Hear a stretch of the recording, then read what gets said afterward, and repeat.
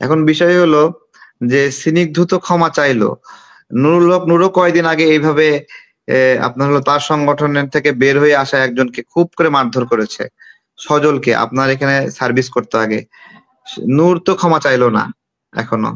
যখন যে ক্ষমতায় থাকে ন্যায় বিচার তার পকেটে, সে যেভাবে চাবে সেভাবে বিচার হবে, সেভাবে ইয়ে হবে, রায় হবে। আবার যে ক্ষমতায় থাকবে না তখন সে দুর্বল হয়ে যাবে। দেখেন এখন যদি আওয়ামী লীগের কেউ যদি ক্ষতিগ্রস্ত হয়, কোথাও মামলা দিয়ে বিচার পাবে? সম্ভব না। কিন্তু আওয়ামী লীগেরও আওয়ামী সমর্থকও কেউ যদি ক্ষতিগ্রস্ত হয়, বিচার তো এরকম হয়ে ধ্বংস হয়ে যাওয়ার কথা উচিত না যে হলো সে বিচার পাবে না। এরকম তো হওয়া উচিত না। এক একজন এক একটা পয়েন্টে দায়িত্ব পালন করে, সে তার মতো করে এটা ন্যারেট করে, ঠিক আছে? এবং সে কোনো একটা জায়গায় পক্ষে থাকে, বিপক্ষে থাকে। যেমন শহীদ প্রেসিডেন্ট জিয়াউর রহমান যেই বিপ্লবের মধ্য দিয়ে রাষ্ট্রপতি হলেন, তাই না? এইটা কারো কারো বিপক্ষে ছিল। তারা তারা একভাবে ন্যারেট করবে যে শহীদ প্রেসিডেন্ট জিয়াউর রহমান গাদ্দারি করেছে। আবার হুম। কারো কারো পক্ষে ছিল, তারা বলবে যে এটা হলো একটা বিপ্লব, এটা রাষ্ট্রের শৃঙ্খলা এসেছে। বিভিন্ন ভাবে মানে ব্যাখ্যা করবে এটাকে। আপনার হলো খামেনি নামের যে পোস্টটা, ওই পোস্টটা আমার চোখে আসে 10 সেকেন্ড, মানে পোস্ট করা 10 সেকেন্ড 15 সেকেন্ডের মধ্যেই। কিন্তু যে অডিওর কথা এবং স্ক্রিনশট, এটা খামেনি পোস্ট করার আগেই আমরা যারা রাজনৈতিক কর্মী তারা আমরা পেয়ে যাই। তখনই বুঝতে পারি যে এখানে অন্য কেউ হলো এই বিপ্লবীদের নিয়ে প্রোগ্রাম ডেভেলপ করবে, বিপ্লবীদের আপনার হলো মার্কেটিং ভ্যালুটা গ্রহণ করবে। আমি এটাকে মার্কেটিং ভ্যালু বলছি, যে এই বিপ্লবীদেরকে সামনে রেখে অন্য কেউ একটা প্রোগ্রাম ডেভেলপ করবে। এরা ওরা চায় না, মানে ওরা হলো মানে আহতদের মালিক, বুঝছেন? হুম। সরকারের হুম। টাকা দিয়ে আহতদের মালিক হয়ে গেছে ওরা। ওরা অন্য কেউ প্রোগ্রাম করুক সেটা চায় না, এবং ওরা নিষেধ করেছে তোমরা কেউ যাবা না এখানে।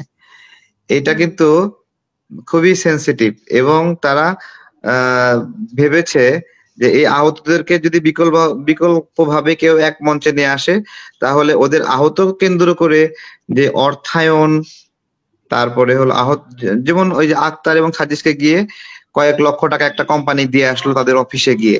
এটা কি ওই হুম। অফিসে গিয়ে দিয়ে আসার কথা, নাকি এটা প্রধান উপদেষ্টার অ্যাকাউন্টে দেওয়ার কথা? ফয়জুল্লাহ হক হুম। স্যার, এটা ইউনূস স্যারের অ্যাকাউন্টে দেওয়ার কথা না? মানে আহতদের জন্য কেউ যদি ডোনেশন করে, ইউনূস স্যারের অ্যাকাউন্টে দেবে না? সেখান থেকে উনি তারপর আবার 100 কোটি টাকা। শহীদ স্মৃতি ফাউন্ডেশন তো আছে, সেটা তো ওরা বলতে হ্যাঁ পারে যে হ্যাঁ, ওইটাই ফাউন্ডেশনে ইউনূস যাবে। স্যারের অ্যাকাউন্ট, ওটাই প্রধান উপদেষ্টার অ্যাকাউন্টে দেয়, সেখান থেকে উনি চেক হস্তান্তর করে। বুঝতে পেরেছেন? এরকম সিস্টেম তো দেখলাম যে মানে বৈষম্য বিরোধীর অফিসে গিয়ে টাকা দিতে গেছে। তো জুলাই স্মৃতি ফাউন্ডেশন, এটা তো বৈষম্য বিরোধীদের না, এটা আহতদের জন্য করা একটা। অদ্ভুত বিষয় হলো এটার প্রধান করা হয়েছিল স্নিগ্ধকে, পরে স্নিগ্ধকে সেকেন্ড ম্যান করে সার্জিসকে প্রধান করা হয়, ঠিক আছে?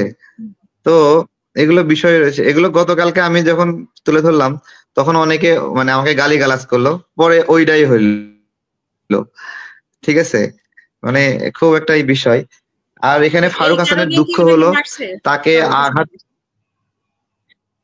না, ফারুক হাসান হলো মানে তারা ওই প্রোগ্রামটা করতে দেবে না, এই ধরনের একটা ইন্টেনশন আমার কাছে ছিল, আমার কাছে মেসেজ, বুঝছেন? বা ওই প্রোগ্রাম ভন্ডুল করবে বা এরকম একটা বিষয় ছিল।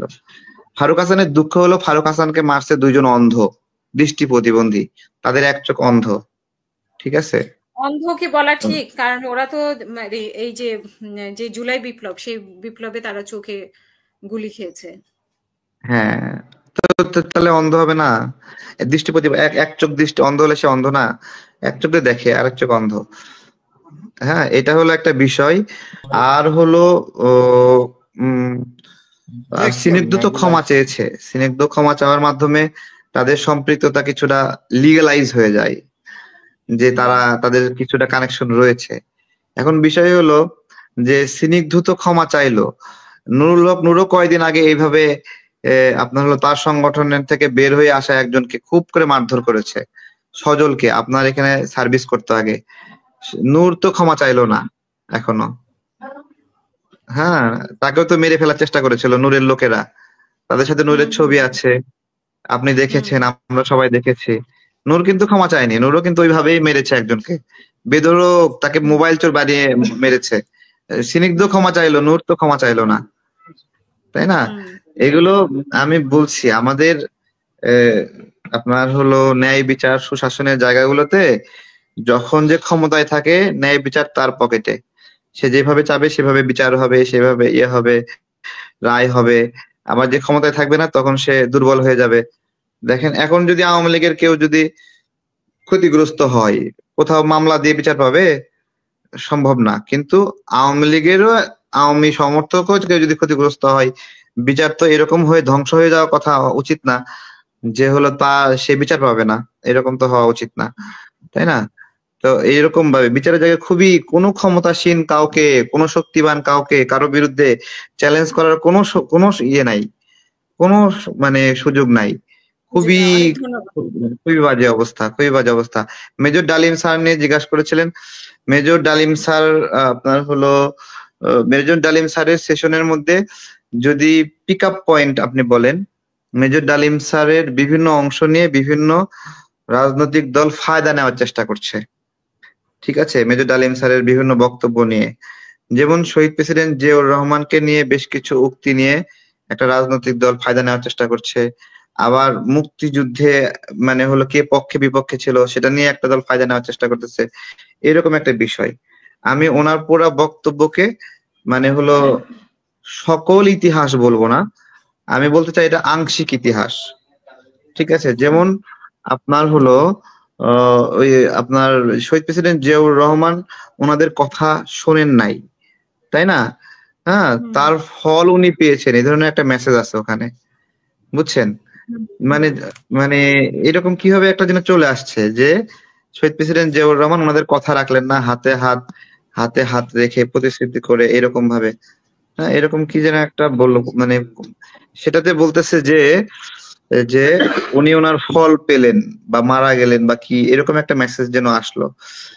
তো এটা বিষয়টা আমার কাছে ওনাকে ক্লিয়ার করা দরকার যে উনি এখানে মানে এটাতে ওনার কি ওনার বলতে চেয়েছেন। বক্তব্যের মধ্যেও ফাঁক ফাঁক ফাঁক মানে ফাঁক ফোকর রয়ে গেছে বলে আপনি এটা মনে করেন, না? স্বাভাবিক, এটা অনেক দিন হয়ে গেছে তো, দীর্ঘ হুম সময় ল্যাপস, মানে আর একটা ঘটনা অভ্যুত্থান, একটা অভ্যুত্থানে এক একজন এক একটা পয়েন্টে দায়িত্ব পালন করে, সে তার মতো করে এটা ন্যারেট করে, ঠিক আছে? এবং সে কোনো একটা জায়গায় পক্ষে থাকে বিপক্ষে থাকে।